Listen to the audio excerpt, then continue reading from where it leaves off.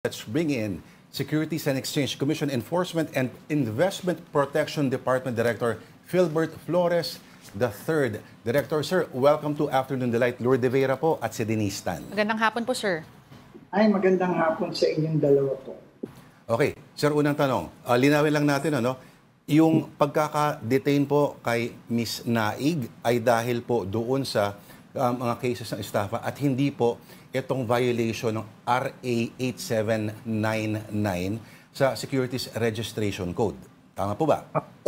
Okay. Sa nakalap namin informasyon, kasi hindi po kami ang nag-file ng kaso ngayon, so hindi kami privy doon. Pero based sa informasyon, kasi bailable po ang violations sa enforcement. Bailable po? Kaya bailable po siya. So nakakulong po siya doon sa syndicated staff. Opo. Okay. So, sir, ito ay, ang sinasabi naman ng kampo niya, nag-i-endorse lang naman itong si Miss Naig noong derma clinic at hindi nanghihikayat. Ano ho ba yung mga findings niyo na sinasabing nanghihikayat siya at yung ganong akto daw ay kailangan ng na-rehistrado yung isang sinumang supposedly endorser. magbebenta o magtatransact ng mga securities at stocks, etc. po. Opo.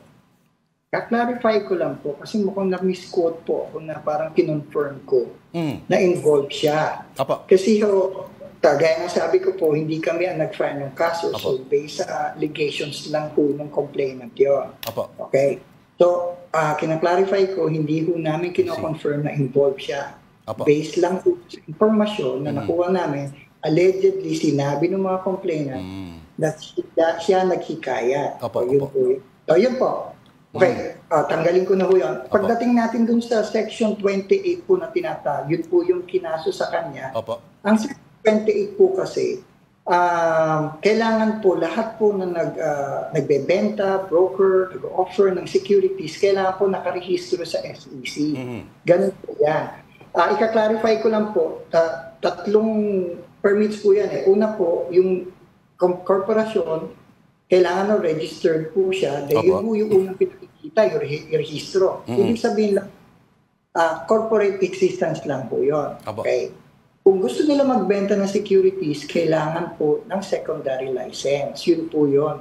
To allow them to offer and sell securities. So that's the first. Next po, yung securities itself, yung binibentang investment contract, kailangan po nakarehistro din sa amin. Bakit po? Kasi po, kunyari po, bumili kayo ng shares of stocks, ang kapalit po, kapirasong papel, stock certificate. So kami po, sinisiguro po ng SEC na yung kapirasong papel na yan ay may value. May worth siya, may worth po siya. So may mga requirements po yan na sinisiguro ng ahensya namin na tama po, yung mga hahawak ng mga kinalap na pera ay may tao na may integrity, yung company ay may viable na more or less na business plan para kung paano i-develop at gagamitin yung pera. May mga ganun requirement, tapos may financial capability na merong ganun po. So that's ang third po, pati ho yung magbebenta ng securities na yan, broker, salesperson, etc., kailangan po ako nakarehistro. So, ganito po yan. So, the moment po na pag nagsabi kayo na bumili kayo dito or nag-invest kayo dito, pasok na doon sa definition ng 28. Kailangan po, nakarehistro ka rin. Yun po yun. No? So, kaya ako pinag-iingat po namin lahat ng tao. Yung, uy, maganda to investment na to. Mag-ano ka dito, mag-invest ka. Yun po yun, doon po sa tingin ko, yung 28 na binabanggit na kaso ni Miss Mary. Opo. Curious lang ako, sir, marami ho bang lumalabag dito, sir, at marami na kayong mga nako-complain dahil nilalabag nila ito na hindi nila alam po? Opo, ganun po. Marami po, sir. Sa totoo lang, itong taon na ito, mga 26 po ang criminal cases po final namin. Sa taon lang na to yun.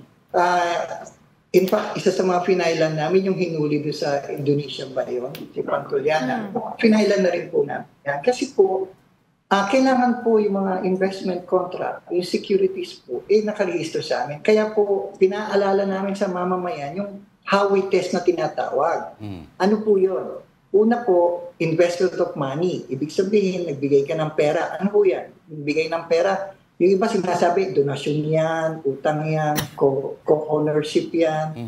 Yung iba nagsasabi, investment. Kahit anong pangalan ng basta nagbigay ka ng pera, that's the first requisite. Ano yung sumunod po?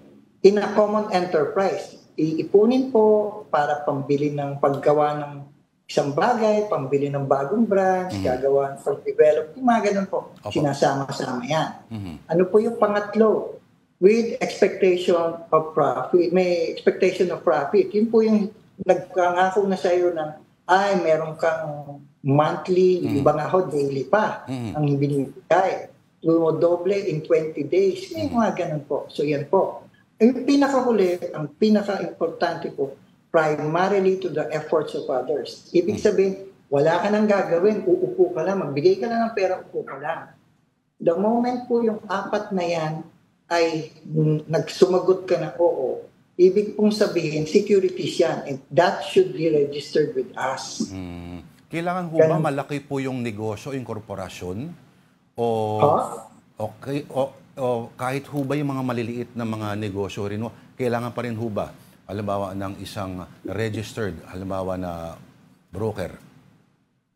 Ganito po kasi, sir, basta nag-engage ka na sa sale or offer ng securities, kahit maliit ka, kahit na sa DTI ka lang naka-registered, kailangan dumaan kayo sa amin. Kasi ang SEC po nagre-regulate ng securities. Meron daw kayo exams, no, na para makakuha ng lisensya? Tama ho ba? Sir, Yes, paano ho ba? yes, sir. In fact, MWF po yung schedule ng exam na yan. Common talaga siya. Opo. Sir, ano naman yung, kasi kanina nabanggit niyo po, no, ang daming lumalabag, whether it be unknown to them na lumalabag na pala sila. Ano po yung mga penalties na pwede nilang makaharap, whether it be companies or individuals, kapag nga po ay hindi pala sila properly registered? Ang mga kaso po natin sa SRC po, punishable by imprisonment or fine po yan.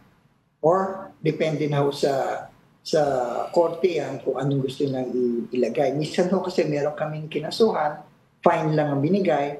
Meron naman iba, fine and imprisonment, meron imprisonment. Hindi, ganun po yung mga kaso na yan. Opo. Yun. So, curious lang ako, Director, no?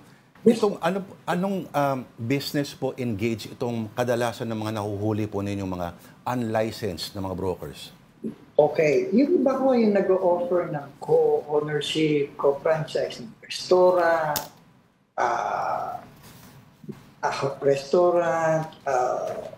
ano pa ba to? Yung, meron pa ho dati, hospital. Hospital? Meron drugstore. May mga ganyan po. Kumbaga talagang medyo lahat po ng possible business po, sir, pwede na lang pasukin. Kaya ko pinapakiusap namin, yung Howey test lang po yung 4. Opo. Pag alam na nila yung 4 na yon, alam na nila na, investment contract yan, i-report nyo na ho sa amin. Tanungin nyo na yung secondary license, naka-register ba yan? Registered ba yung tao? Oo. Naku, sir, dami ko pang gusto itanong. Parang MWF pala exams. Oo nga, Gusto ko itanong kung ano yung mga tinatanong doon. Baka mahal. Anyway, sir, maraming salamat po sa oras nyo, sir. Thank you po, No sir. problem po. Opo, Salamat po sa oras, sir. At Thank salamat you po sa paglilinaw, Sir Philbert.